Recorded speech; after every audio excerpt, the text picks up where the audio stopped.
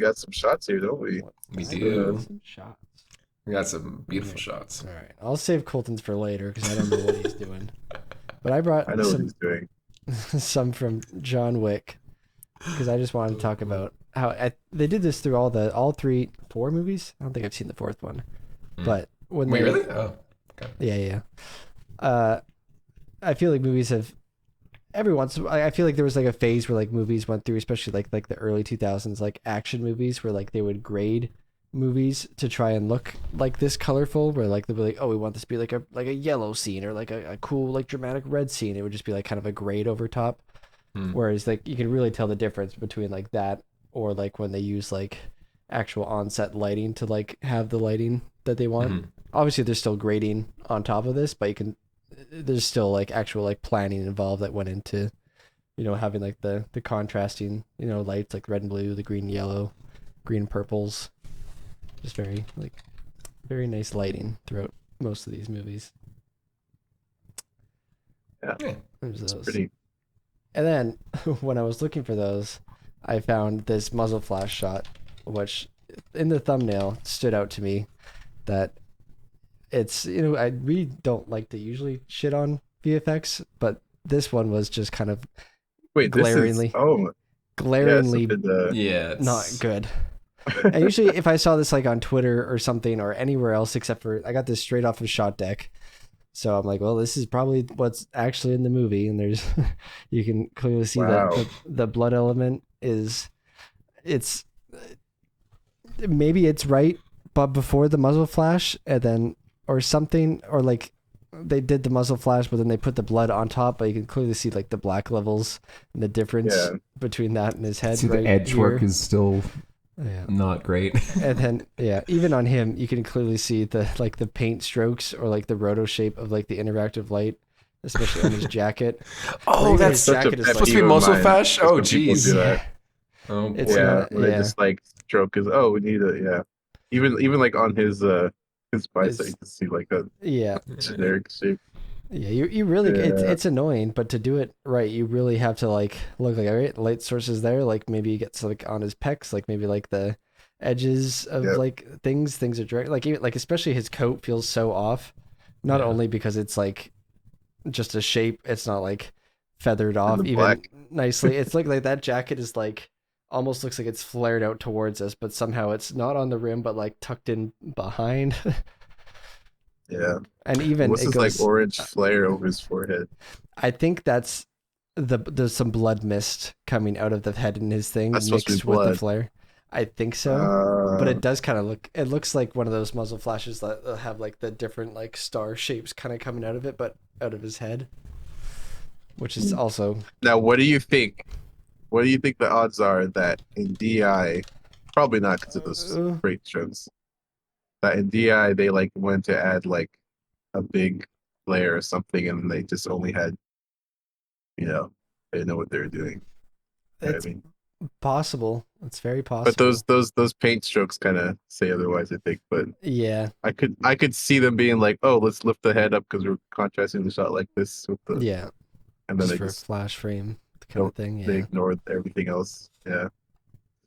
But yeah, Interesting. it's just yeah. That was It's a shame too for these kind of movies, right? Like, I would feel it's like you'd want to go all out with making sure, even as like a director or like VFX student, just being like, hey, let's make these muzzle flashes extra nice because that's the point of this movie. Yeah. No. I would bet if you went through these movies, I'm sure there'd be, I mean, obviously this is the first movie, so like I bet we could find more in the movie that are kind of the same quality as this, but I bet for the next ones, they're probably get nicer because I'm sure this movie was, I don't know what the budget was, but I'm sure they only got higher and higher, where this is probably like maybe a lower budget, just action kill 'em movie, and then it did really well, so like, oh shit, we should actually put some money into this. Yeah. No, I get you. I guess in my mind, it's just like when it's the main action, that's where the focus is. That is true. But yeah, it's cool. That's that. I will right, play devil's advocate yeah. just a little bit. Yeah. This is the first time, and as much as we're nitpicking this, that I've ever noticed this, because I remember watching this, especially this sequence or this scene, so many times because I love the audio that kicks in, like the music for the scene, and yeah, it's just kind of, it goes to show, it's like, even though this is totally incorrect and needs to be improved a bunch, it's only muzzle flashes are only 1 to 2 frames at minimum or at most. Yeah, you're not. And you're just kind of like, if anything, and it's also nothing you'd watch. Or this is nothing you'd realize when you're watching. Oh yeah, 100%. And yeah, it's so there's a bunch of shots. I think they like shoots his chest a bunch of times and shoots his head. So I think you're just kind of like, oh shit, this is really intense and cool. So yeah. So whatever. They sold the effect, but when you're nitpicking it, it looks not great. Yeah. All right, Colton, what'd you bring us? So we got the we got some fuzzy friends. We got some I haven't seen Surf's Up. It's so long. That's not Surf's Up. That's Happy Feet, and I totally forgot to add Surf's Up. Oh shoot! I was trying to think of all more penguins. Oh, that's true. How dare you mix up George Miller's masterpiece, Kari? Yeah. Hey, we got the penguin. There's so many penguins. So many penguin movies. Hey, we got the penguin. Hey, we got the penguin. Okay, so we got a bunch of different penguins. And I've been watching The Penguin lately. It's been a really great show. There's not much to showcase of it, but I have a point to all these beautiful different takes on the penguin character, the archetype, or whatever, the mob king or the kingpin. Right. And it got me thinking a little bit, especially this motherfucker. Oh, these guys are bad. This bad boy.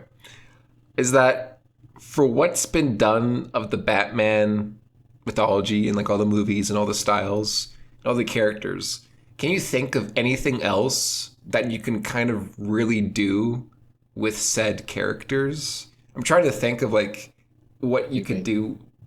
Okay, like for example, the Batman is like what's his name? Mr. Reeves. Matt Reeves. Yeah. His is more of like basically Seven, the kind of like a crime thriller detective noir, whereas the Dark Knight is more of like, how can I describe it?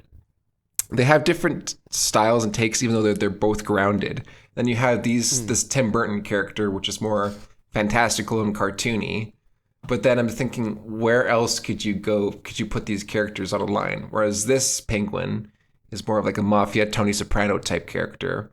I'm just trying to think. And you could either go super cartoony, super realistic and kind of set in the grounded world, or you go into like a more, I don't know, another cartoony aspect, but like a dark aesthetic to it. Just trying to think of like if you were given the keys basically to making a Batman, not necessarily show or movie, how would you try to art direct the characters or the world itself? Because I just kind of like had this thought recently, or like, how could you? Yeah, I think it would come down to just like pretty much like the things you're saying. Like, is it more of like a fun like superhero movie, or is it like a more grounded, realistic one? And then it's not like you're locked into the same characters just based on those. Like I feel like it'll come down to like what the story is and like stuff like that. So I feel like you can still have like your grounded, gritty, realistic one, but still feel quite different with a different actor, or just completely different storyline and how he acts and stuff. Yeah, I guess my point is, or not even a point, it was just more like, since we have seen so many incarnations of these characters in Batman as well, it's kind of hard to think outside of the box when there's so much has been done that it kind of like, if you do think of something, you're like, oh, that's kind of been done already, that's blah blah blah blah blah. So yeah, guess that's why you pay the big bucks for the concept artists, and they just do it all. Mm-hmm. So is it like just, what's the mood of the show? Is it just? It's very similar. Gritty underworld kind of. It's basically Penguin isn't necessarily the head honcho, the head kingpin yet. So he's working his way up there. That's it. He's working his way up to the top. So I was like, okay, it's good. Yeah. No, it's great. I've been hearing good things. Yeah, I'll have to check it out. Yeah.